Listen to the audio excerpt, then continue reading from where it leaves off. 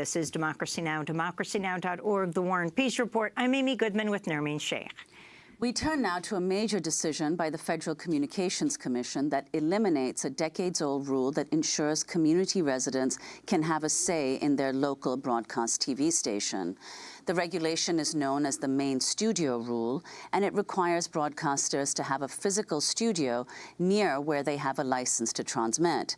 This comes as the FCC also announced plans at a hearing Wednesday to abolish long-standing media ownership rules, including limits on how many stations or newspapers one company can own in a single market. FCC Chairman Ajit Pai testified Wednesday during a congressional hearing. For if you believe, as I do, that the federal government has no business intervening in the news, then we must stop the federal government from intervening in the news business. And that is why this afternoon I shared with my fellow commissioners an order that will reform our media ownership rules and help pull the government once and for all out of the newsroom. We will vote on this order at our November 16th meeting. The marketplace today is nothing like it was in 1975. Newspapers are shutting down. Many radio and TV stations are struggling, especially in smaller and rural markets. Online competition for the collection and distribution of news is even greater than it ever was. And just 2 internet companies claim 100% of recent online advertising growth. Indeed, their digital ad revenue alone this year will be greater than the market cap of the entire broadcasting industry. And yet the FCC's rules still presume that the market is defined entirely by pulp and rabbit ears. But opponents say these changes will accelerate media consolidation, allowing massive corporate media companies, such as right-wing Sinclair Broadcast Group, to buy up and control even more local stations. Earlier this year, Trump's FCC appointees revived a regulatory loophole that could allow Sinclair to buy 42 TV stations from Tribune Media Company on top of the more than 170 stations it already owns. The deal means Sinclair stations would reach about 72%, almost 3/4 of U.S. households. This comes as former Fox News anchor Bill O'Reilly has reportedly been negotiating for a position with Sinclair Broadcast Group. O'Reilly secretly settled a sexual harassment claim for $32 million in January, the 6th and by far the largest such settlement during his tenure at Fox, from which he was fired. For more, we're joined in Washington, D.C. by Andy Kroll, senior reporter at Mother Jones Magazine, where he's written extensively about the FCC. His latest story in the current issue is headlined, "Ready for Trump TV? Inside Sinclair Broadcasting's plot to take over your local news." Andy, welcome back to Democracy Now! You know, a lot of the meme going around is that Trump just can't get anything done. But it sure doesn't look that way at the FCC this week. Can you talk about what's happened?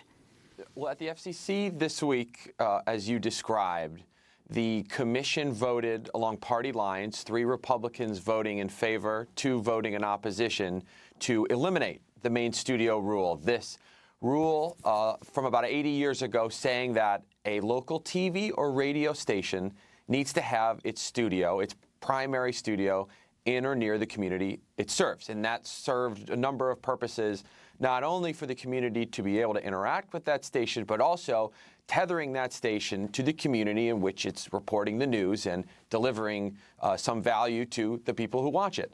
That rule has been eliminated, and then, as we saw in the clip that you just showed, the chairman of the FCC, Ajit Pai, a Republican, former staffer to Jeff Sessions, now the Attorney General, has said that there is a whole bunch more deregulation in the works.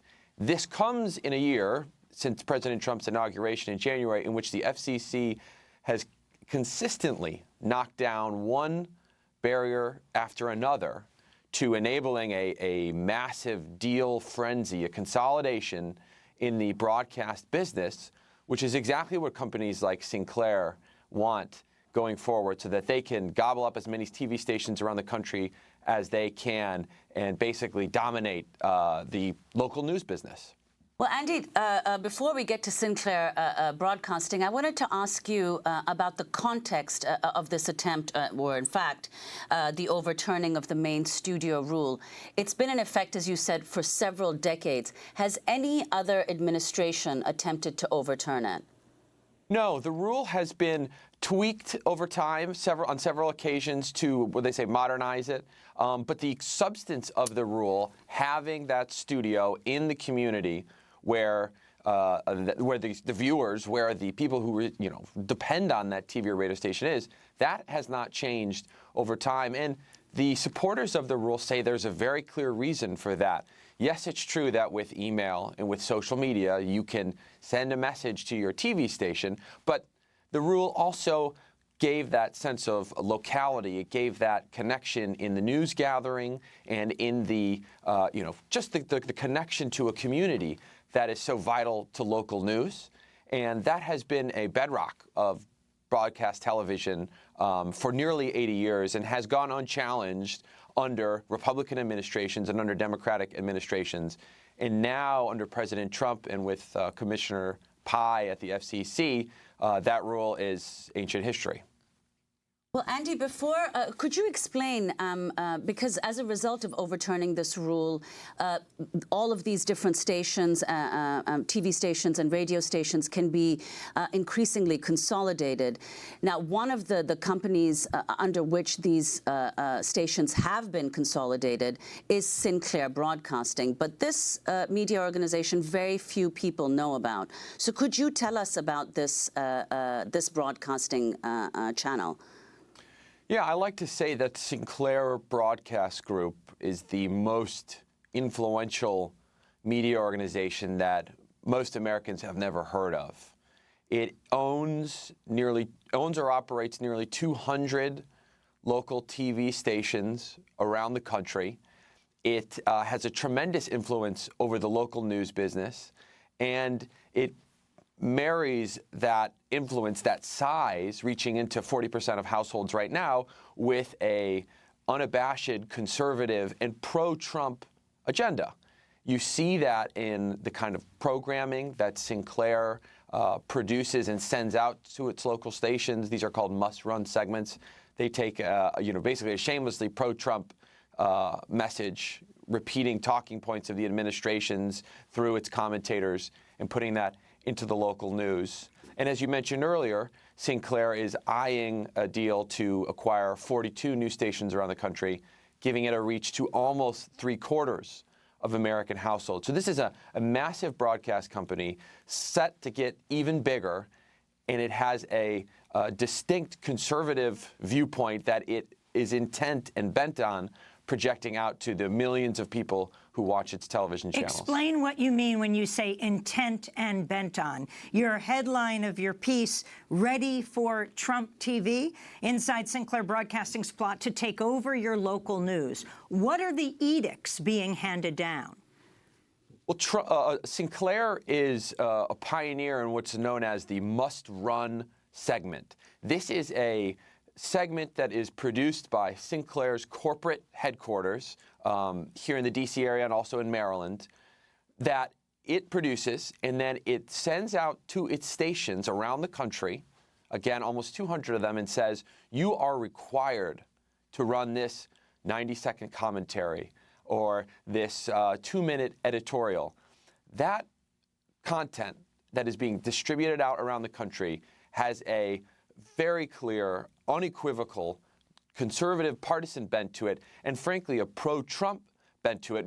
The lead political analyst, if you could call it that, at Sinclair is a man named Boris Epshteyn, former Trump campaign aide and a former Trump White House aide, who left the administration and immediately went into this role at Sinclair.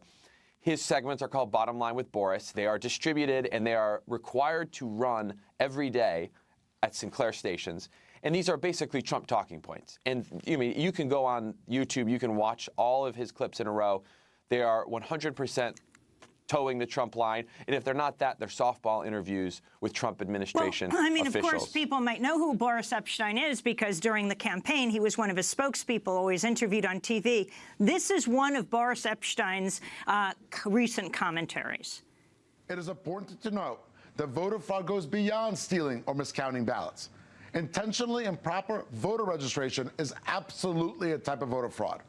The Commission on Election Integrity has gotten to work. The extent of voter fraud in our elections has been hotly debated between the left and the right.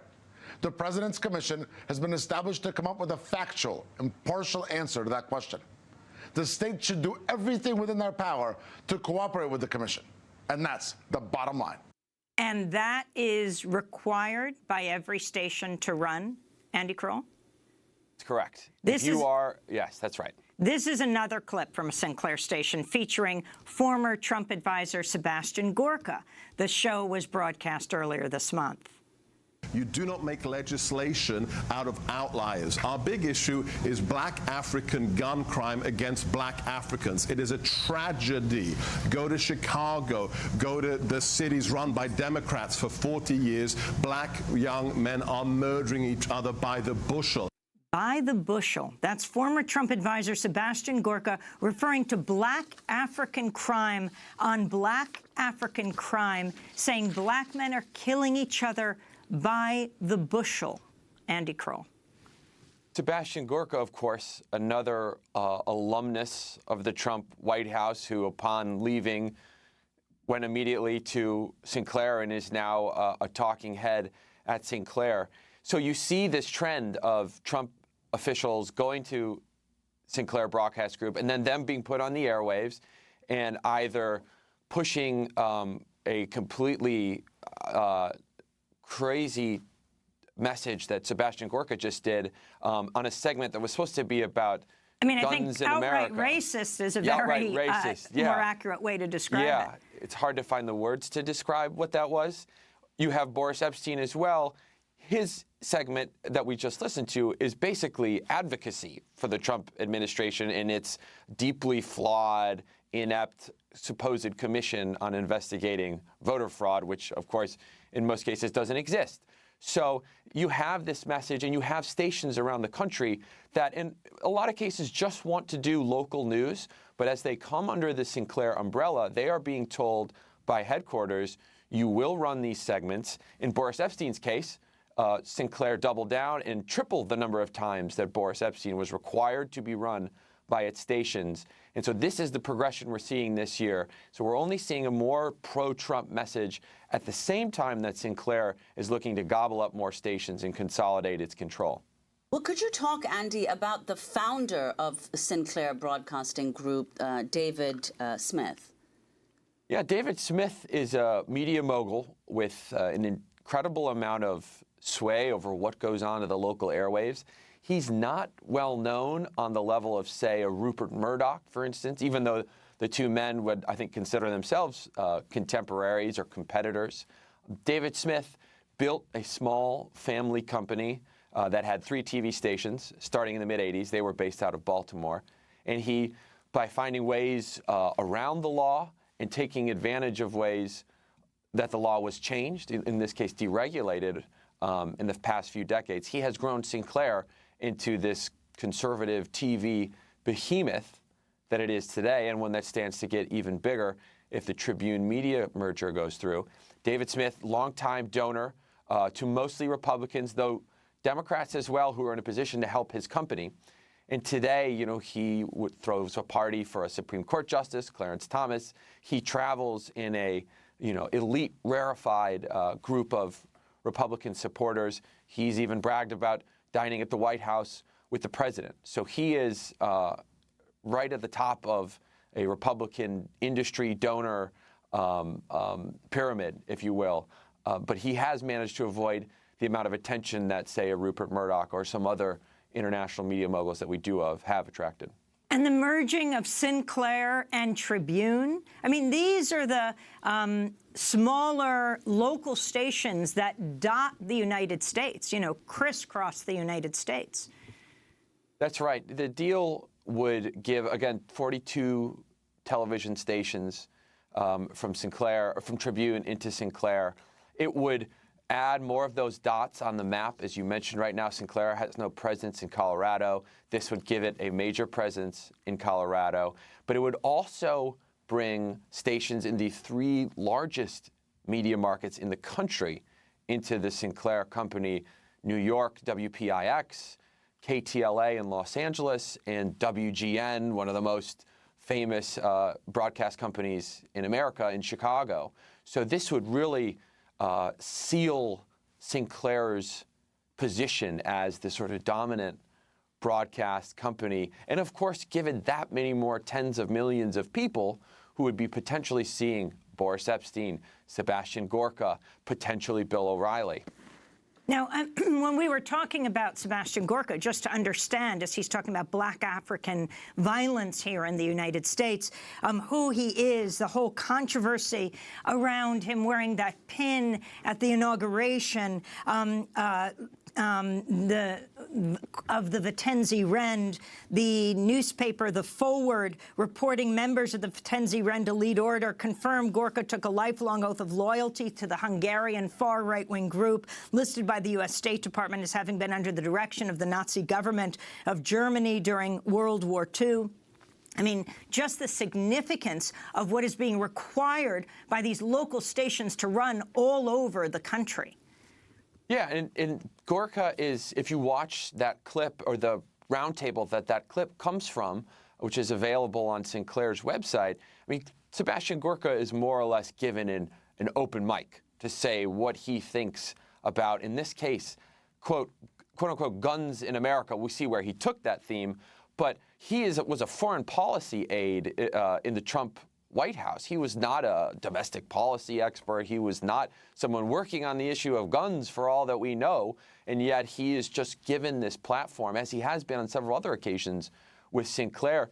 The company seems to have no qualms, given the background that you described, the fantastic reporting that The Forward has done on his past. They seem to have no problem giving him that platform, just as they reportedly seem to be considering an arrangement with Bill O'Reilly, someone who, as you mentioned, has settled sexual harassment claims for tens of millions of dollars when he was at Fox News, to the point that Fox fired him. Well, explain that last part. What do you understand is the state of these negotiations? And have they been stopped by this latest news of his $32 million settlement with a Fox host for sexual harassment?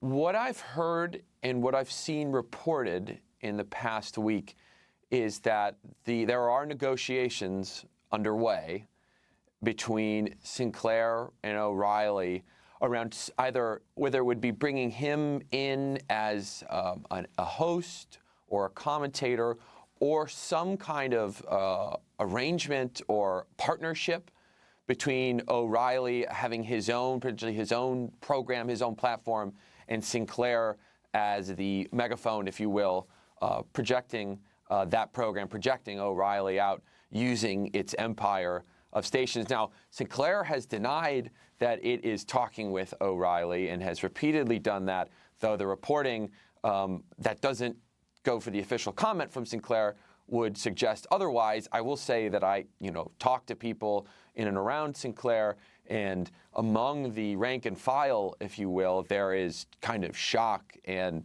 disgust that in light of O'Reilly's sexual harassment settlements and all the allegations at Fox, that Sinclair would be thinking about considering a partnership with him. Has a lot of people there upset, concerned about their futures, whether they want to work there if Bill O'Reilly joins the company in some capacity. Well, Andy Kroll, we want to thank you for being with us. We'll certainly link to your piece. Andy Kroll, senior reporter at Mother Jones Magazine, where he's written extensively about the FCC and Sinclair Broadcasting.